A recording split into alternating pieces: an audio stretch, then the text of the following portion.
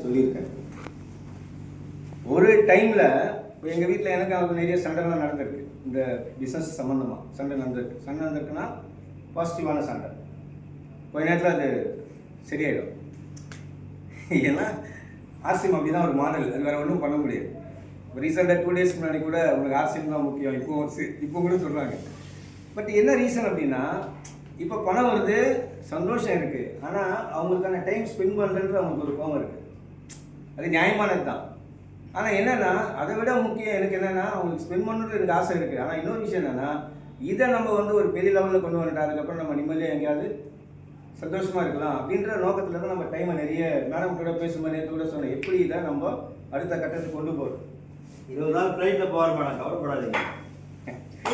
அதுதான் சொல்ல வரேன். நம்ம எந்த அளவுக்கு இப்போ ஒர்க் பண்ணுறோமோ அதுதான் சுரேந்திரபாபு சார் சொன்னது. அந்த இதில் நான் சொல்கிறேன். இப்போ அன்றைக்கி என்ன சென்னை சார் போயிட்டார். இங்கே அன்றைக்கி எங்கள் மாமா பையன் தவறிட்டார். போன 2 weeks பிஃபோர். இது தெரியும், பத்மநாபர் சார் வீட்டு பக்கத்தில் தான், சின்ன பையன். நாங்கள் டெத்து முடிச்சுட்டு வீட்டுக்கு 5 மணிக்கு வரோம், 5:30 மணிக்கு வரோம்.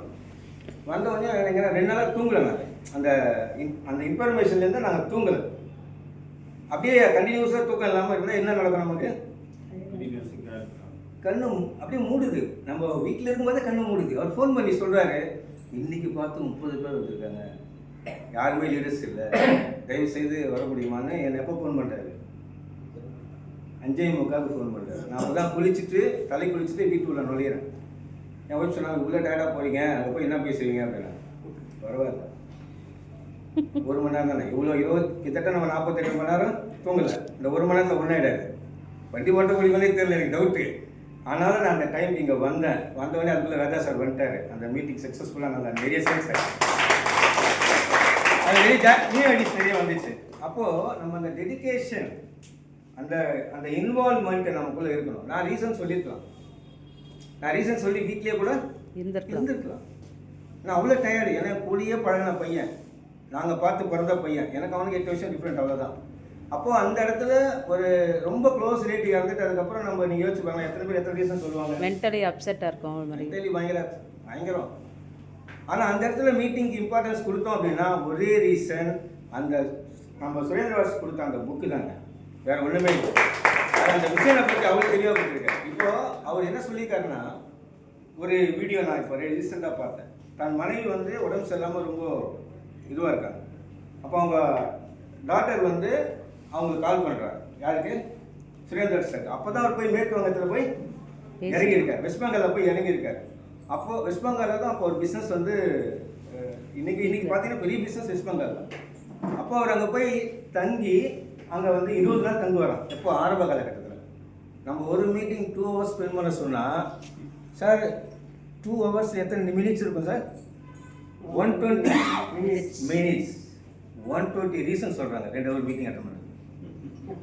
How to build the business, எப்படி நீங்கள் டைமண்ட் ஆக முடியும்னு கனவு காண முடியும். கொஞ்சம் யோசிச்சு பாருங்க.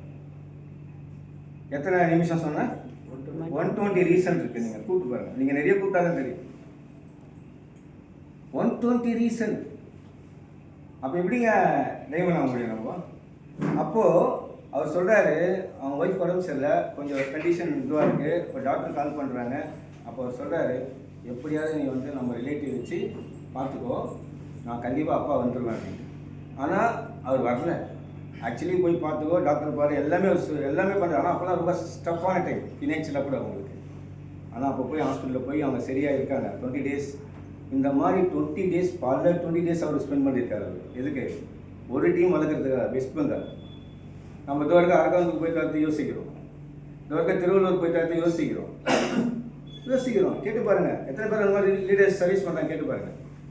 அப்போ யோசிக்கிறோம். ஆனால் அவர் வெஸ்ட் பெங்காலுக்கும் அவர் இருந்த இடத்துக்கும் 1800 kilometers. ஒரு முறை அவர் போயிட்டு வரணும்னா 1800 kilometers போயிட்டு வருது. 1800 kilometers எவ்வளோ தொழுது? இப்போ நான் ராஜேஷ் சார் திருவள்ளூர் ஒர்க் பண்ணுறோம், ஒய்ஃப் கூப்பிட்டா எவ்வளோ நேரம்? 1 hour நான் ரிட்டர்ன் ஆகிடுவேன். 1800 kilometers நான் எப்போ ரிட்டர்ன் ஆக முடியும்? பட் எவ்வளோ சாக்ரிஃபைஸ் பாருங்கள். ஆனால் இப்போ என்ன தெரியுமா இருக்குது? ஆஃப்டர் அவர் 14 yearsக்கு அப்புறம் அவருடைய லைஃப் எப்படி இருக்குது கொஞ்சம் யோசிச்சு பாருங்கள். 20 நாள் அவர் வெளிநாட்டில் தான் இருக்கார் தன் குடும்பத்தோட. என்னது அன்னைக்கு பெங்களூர்ல 3 கண்ட்ரிஸ் போறாங்க நெக்ஸ்ட் 2 மந்த்ஸ்ல சொல்லி